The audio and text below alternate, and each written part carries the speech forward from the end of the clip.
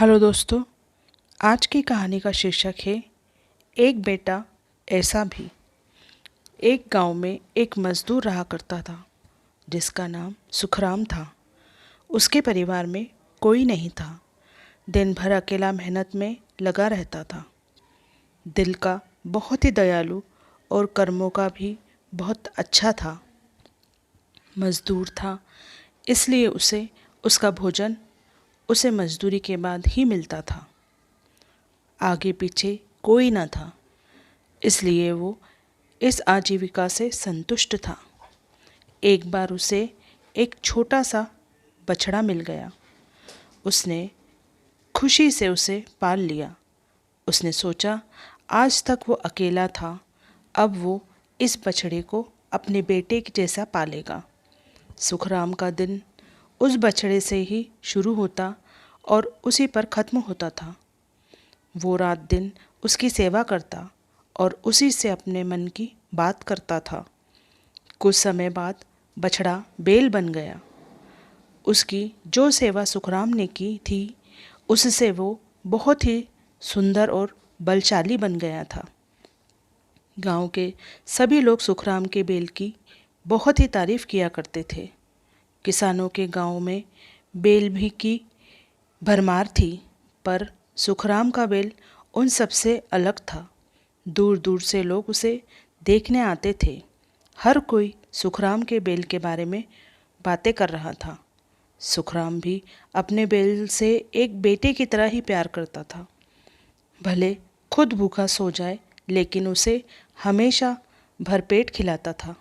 एक दिन सुखराम के स्वप्न में शिव का नंदी बैल आया। उसने उससे कहा कि सुखराम, तुम एक निस्वार्थ सेवक हो। तुमने खुद की तकलीफ को छोड़कर अपने बैल की सेवा की है, इसलिए मैं तुम्हारे बैल को बोलने की शक्ति दे रहा हूँ। इतना सुनते ही सुखराम जाग गया और अपने बैल के पास गया। उसने बैल को सहलाया और मुस्कुराया कि भला एक बैल बोल कैसे सकता है। तभी अचानक आवाज़ आई, बाबा, आपने मेरा ध्यान एक पुत्र की तरह रखा है। मैं आपका आभारी हूँ और आपके लिए कुछ करना चाहता हूँ। यह सुनकर सुखराम घबरा गया। उसने खुद को संभाला और तुरंत ही बैल को गले लगाया। उसी समय से वह अपने बैल को लल्ला कहकर पुकारने लगा। दिन भर काम करके आता और लल्ला से बातें करता। गरीबी की मार बहुत थी। लल्ला को तो सुखराम भोजन भरपेट देता था, लेकिन खुद भूखा सो जाता था। यह बात लल्ला को अच्छी नहीं लगी। उसने सुखराम से कहा कि वो नगर के सेठ के पास जाए और शर्त रखे कि उसका बैल लल्ला 100 गाड़ी खींच सकता है, और शर्त के रूप में सेठ से 1000 मोहरे ले लेना। सुखराम ने कहा, लल्ला, तू पागल हो गया है? भला कोई बैल इतना भारी वाहन खींच सकता है? मैं अपने जीवन से खुश हूँ, मुझे यह नहीं करना। लेकिन लल्ला के बार बार आग्रह करने पर सुखराम को उसकी बात माननी पड़ी। एक दिन डरते डरते सुखराम सेठ दीनदयाल के घर पहुँचा। दीनदयाल ने उससे आने का कारण पूछा। तब सुखराम ने शर्त के बारे में कहा। सेठ ज़ोर ज़ोर से हंसने लगा। बोला, सुखराम, बैल के साथ रहकर क्या तुम्हारी मति भी बैल जैसी हो गई है? अगर शर्त हार गए तो 1000 मुहर के लिए तुम्हें अपनी झोपड़ी तक बेचनी पड़ेगी। यह सुनकर सुखराम और अधिक डर गया, लेकिन मुंह से निकली बात पर मुकर भी नहीं सकता था। शर्त का दिन तय किया गया और सेठ दीनदयाल ने पूरे गांव में ढोल पिटवाकर इस प्रतियोगिता के बारे में गांव वालों को खबर दी और सभी को यह अद्भुत नज़ारा देखने बुलाया। सभी खबर सुनने के बाद सुखराम का मजाक उड़ाने लगे और कहने लगे कि यह शर्त तो सुखराम ही हारेगा। यह सब सुन सुनकर सुखराम को और अधिक डर लगने लगा और उससे लल्ला से घृणा होने लगी। वो उसे कोसने लगा, बार बार उसे दोष देता और कहता कि कहाँ मैंने इस बैल को पाल लिया। मेरी अच्छी भली कट रही थी, इसके कारण सर की छत से भी जाऊंगा। और लोगों की थूथू होगी वो अलग। अब सुखराम को लल्ला बिल्कुल भी रास नहीं आ रहा था। वह दिन आ गया जिस दिन प्रतियोगिता होनी थी। 100 माल से भरी गाड़ियों के आगे लल्ला को जोता गया और गाड़ी पर खुद सुखराम बैठा। सभी गांव वाले यह नज़ारा देख हंस रहे थे और सुखराम को बुरा भला कह रहे थे। सुखराम ने लल्ला से कहा, देख तेरे कारण मुझे कितना सुनना पड़ रहा है।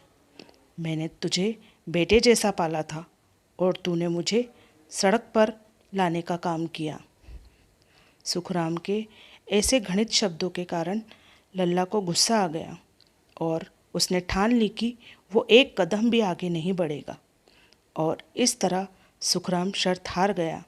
सभी ने उसका मजाक उड़ाया और उसे अपनी झोपड़ी सेठ को देनी पड़ी। अब सुखराम लल्ला के साथ मंदिर के बाहर पड़ा हुआ था और लल्ला के सामने रो रो कर उसे कोस रहा था। उसकी बातें सुनकर लल्ला को सहा नहीं गया और उसने कहा, बाबा सुखराम, यह सब तुम्हारे कारण हुआ। यह सुन सुखराम चौंक गया। उसने गुस्से में पूछा कि क्या क्या किया मैंने? तुमने भांग खा रखी है क्या? तब लल्ला ने कहा कि तुम्हारे प्रेम के बोल के कारण ही भगवान ने मुझे बोलने की शक्ति दी और मैंने तुम्हारे लिए यह सब करने की सोची, लेकिन तुम उल्टा मुझे ही कोसने लगे और मुझे बुरा भला कहने लगे। तब मैंने ठानी मैं तुम्हारे लिए कुछ नहीं करूँगा, लेकिन अब मैं तुमसे फिर से कहता हूँ कि मैं 100 गाड़ियाँ खींच सकता हूँ। तुम जाकर फिर से शर्त लगाओ और इस बार अपनी झोपड़ी और 1000 मोहरों की शर्त लगाना। सुखराम वही करता है और फिर से शर्त के अनुसार 100 गाड़ियाँ तैयार कर उस पर लल्ला को जोत जाता है और फिर उस पर सुखराम बैठता है और प्यार से सहलाकर उसे गाड़ियाँ खींचना कहता है। और इस बार लल्ला यह कर दिखाता है, जिसे देख सब स्तब्ध रह जाते हैं और सुखराम शर्त जीत जाता है। सेठ दीनदयाल उसे उसकी झोपड़ी और 1000 मोहरे देता है। कहानी की शिक्षा। प्रेम के बोल कहानी से यही शिक्षा मिलती है कि जीवन में प्रेम से ही किसी को जीता जा सकता है। कहते हैं प्रेम के सामने ईश्वर भी झुक जाता है। इसलिए सभी को प्रेम के बोल ही बोलना चाहिए।